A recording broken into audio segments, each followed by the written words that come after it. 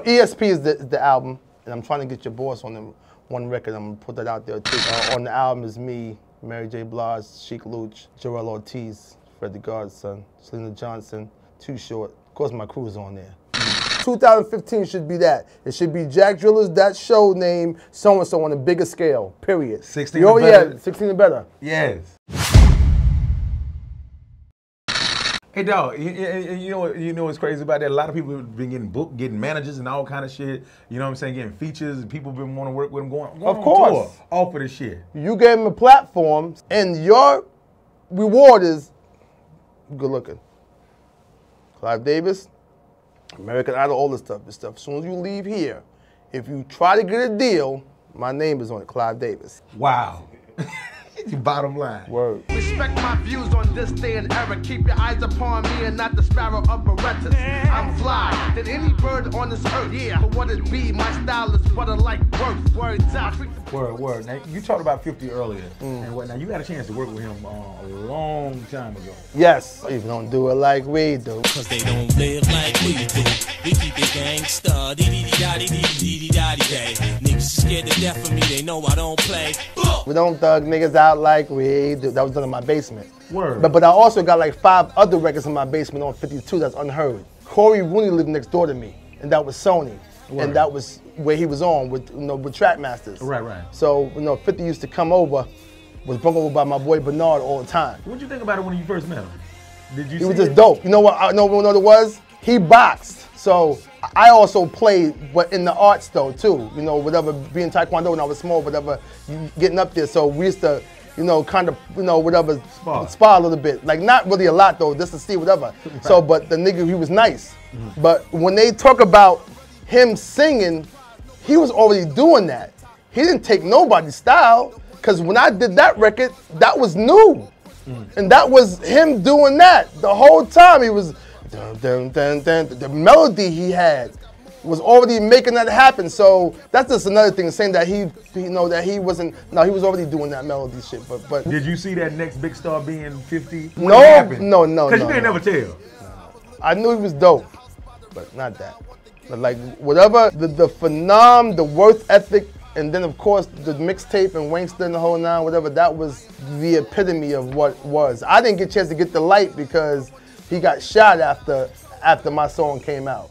You know what I'm saying? So I just know that first mixtape album, so-and-so, was a classic, the whole nine. But at the end of the day, me sitting with him and knowing how he wanted records to be done, he knew what he wanted. He picked that beat. And he wasn't letting you be like, yo, try this. Like, nah, we work with that one. So it wasn't like my influence, how you usually influence an artist, the whole nine. He knew what he wanted. Right. Yeah? And he knew how it's supposed to sound too. What's your take on that when you never heard of an artist and whatnot, and they telling you how they want it? And do you respect that, or do you feel a certain kind of way like, oh yeah, motherfucker, I'm Erick? It's both. It's both. It's both, because don't forget, How to Rob was out.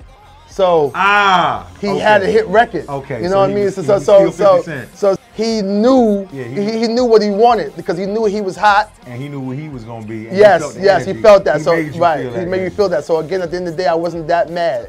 If he didn't have nothing and he was new, I'd be like, yo, that's not for you. You should try something else. Right. But when I was doing the KRS-One, The Bridge Is Over, he already was attracted to The Bridge Is Over, the drums and the whole nine. So I just made the boom, boom, boom, boom, the melody part of it.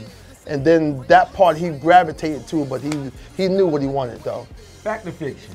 Is EPMD the most sampled rap group of all time? Yeah, kind of fact. Because I think somebody else made a case for it though, but I think that when you look at when Biggie Small's first demo came was It's My Thing. If you look at Jay-Z and Foxy with It's My Thing, if you look at You a Customer, again, you can name Puffy and used it about 1,000 times. I just talked to Premier about Mass Appeal, was You a Customer. Get At Me Dog was EPMD, Get the Bozak. Headbanger was done by the Rough Riders over again. The Rough Riders, the Rough Riders, the Rough Riders. So What You're Saying was done by Benny C and Memphis Bleak. Again, and it was just a ton of it, SWV. Again, you're right, we was sampled a whole lot. Johnny, we was sampled a lot in our time. I think the stuff that we was doing was before our time. Did you feel the love in the mailbox? You know what? I started didn't feel getting publishing until I knew what it was. Because again, I was going through my own stuff in my own crew. So when it separated, when I got to Atlanta, I started really seeing everything open up. Because when I got to Georgia, I was broke, but they didn't know that.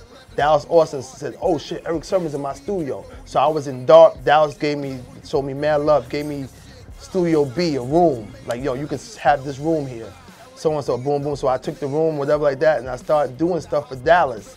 And then Puffy called for Who's the Man, and my first single was Hitting Switches. Check, here I go again, check me out, bust the flavor. You know my clout went from rugged. Funk's the contact I hit you with, to make your head split, trip and do a backflip. And that's when I saw Biggie Smalls, and Biggie was like, yo, telling Tracy Waples, I had to get on that Erick Sermon album. You know what I mean? Go get Biggie Smalls' last interview in Rap Pages. They asked Biggie, so who do you like right now? He said, yo, I like Erick Sermon. Like if I right now I feel myself. If I want to come up, I like how homie move. But nobody would never know that though. What does that do for you when people talk about you like that, man? Well, especially a legend. You was before him too. Yeah, but definitely notorious. Again, for him to say, at my video he was sitting there, watching. Yes, Hitting Switches. He was at, because it was produced by Puffy and Hype Williams, and he was there. It's a rumor that, and in the room, my boy said, Erick, I brung you Biggie, and I didn't know that. And he said, yo, you asked Clark Kent and stuff, and you asked Mr. C, they'll tell you, yeah, Erick, you came in the barbershop to meet him. I don't remember. I know I had Wu-Tang Clan. I told this on the record too. I had you had a Ludacris. chance to sign Wu-Tang. I knew Raekwon when he was Fruit Allah. I went to his building in Staten Island. My best friend his father had a church. Okay. And I took a picture on my iRock with all the Wu-Tang Clan. There wasn't Wu-Tang Clan yet. So why would you pass on I was too young to know what that was. Okay. I was already famous myself. I didn't know about that. Right. Even when Ludacris had me in Atlanta, I didn't know. He came to my house with Dats the whole nine. I didn't know. I was having too much fun in Georgia, and I was too young to know about having these groups and signing them at the time. When we talk about Biggie Smalls, right? Do you know why you possibly wouldn't have known what that was when he walked in? You think you probably judged him right off of his appearance, like, nah, that ain't gonna work? I didn't get a chance to see him. Oh, you get They said that when I was supposed to go see him. You superstar Biggie Smalls? No, no. It wasn't that. The barbershop. I told you I don't want to meet nobody. No, the barbershop that he was at, I didn't go to that day. But they was telling me about him, whatever. And again, you gotta ask them. I gotta ask my boy the whole thing that went down. But I know about that last interview when they asked him about who he liked. He mentioned me, nobody else. Everybody be talking crazy good shit about you, dog. Right. You made well, I had a list. So for him to come out with the list with Mace, I already had it. So I guess he was looking at like, yo, okay, well the lisp he has, that's working for him. So I'm good. Do you have a Tupac story? Pop, well, I tell you what, just the rim shop. He used to be in the front of the rim shop. And customers walk in, they would see him behind the desk. I didn't. Behind the desk. It's so bugged out because, damn, Jack, you were saying what I used to say. I don't know why I didn't work with him because he's over here with MC Bree. MC Bree in Atlanta too. I'm at Bree's house all the time. I don't know what happened that I didn't get with Pac and he was in Atlanta. And Lisa told me, let me take one Lisa Lassan. She said, okay. She said, Erick, listen. If Tupac come and get me, you know that, me and you would never happen. I said, I'm cool. I just got to Atlanta, so I wasn't tripping. Right. But she loved that man, loved him.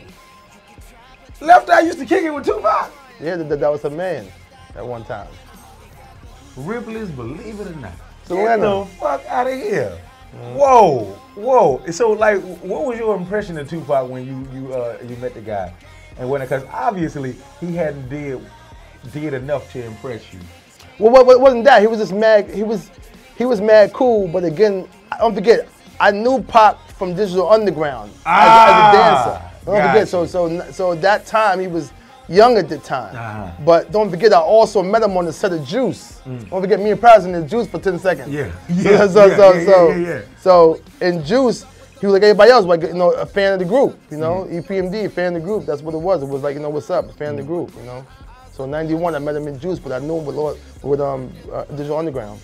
Damn. Small money, more. Yeah. Trust me, I'm a pro. Just toss me in, coach. Yep. Ready for the game. I'm suited.